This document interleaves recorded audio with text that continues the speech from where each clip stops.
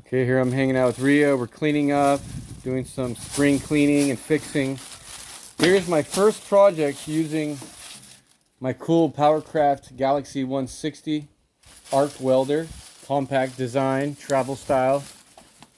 And I got my 6013 rod right there. I believe that's a 2.5 millimeter, something like that. And I'm working on a job like that where this is actually a really cool thing. That's the strap.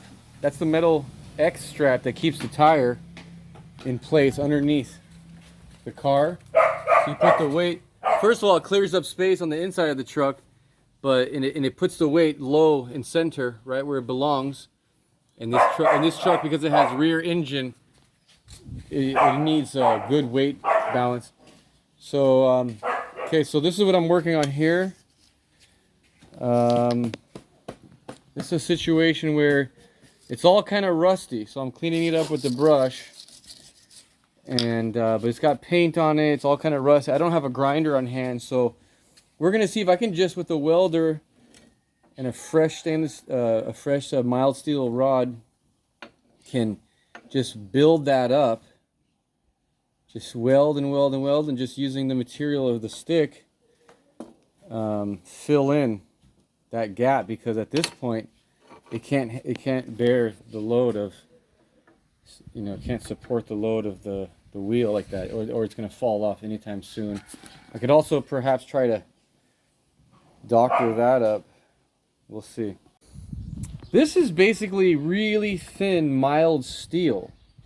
I mean, it's about as thin as I've ever seen it, and it's incredible what they do with this in Japan. They make the Kai class of vehicles out of that, the KEI, compact class of cars.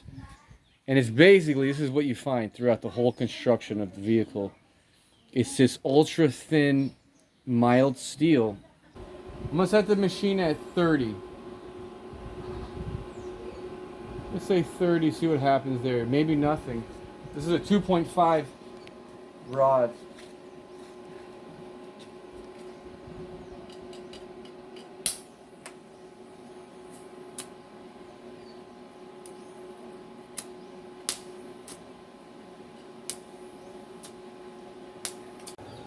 Okay, this is ugly, and I'm not even sure I'm doing any good, but at least I am filling the area.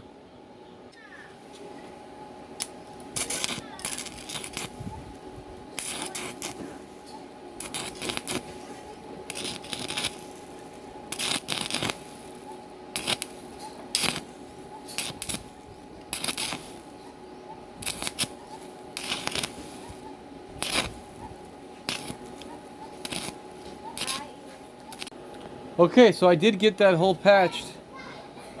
Was not easy, as you can see. Okay, so this is turning out to be very difficult, very touchy, and I'm pretty sure, although I've added material here, it's ugly.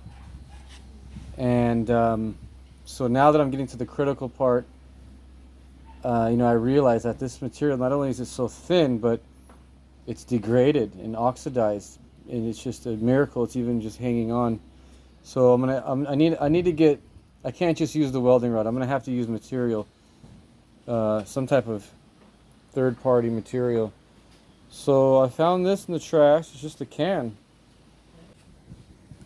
I just cut a piece out, bent it to the same contour as the project I'm working on, and I'm gonna put it right over where I want it to go. I'm gonna try to weld that into place. See what happens. Okay, well, I got it covered, at least this one aspect.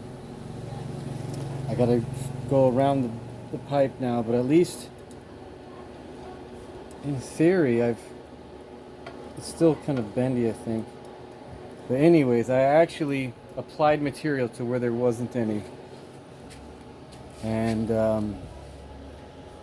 hopefully I'll keep buzzing. Here I am working my way through this project. It's a real touchy project, this junk metal I'm working with, and but I cut a can up to use as kind of backing material. I stuffed into the pipe, and that got me through a real big gap that I think I otherwise wouldn't have been able to make it. And this doesn't look good whatsoever, but I'm adding material, I'm strengthening this piece, and that's my objective. So let me just try to apply a little bit more here. It's a real touchy process. I learned also that I got to get the stick warm before I can kind of get grooving along. So the startup is always a little, you have to wait for it, but it gets better as you kind of warm up, but then you don't want to get too warm. So that's the balance.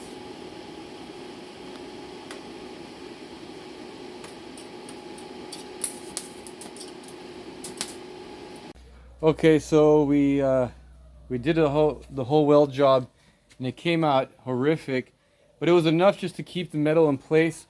So now I'm covering it with epoxy resin, so it'll be real strong now.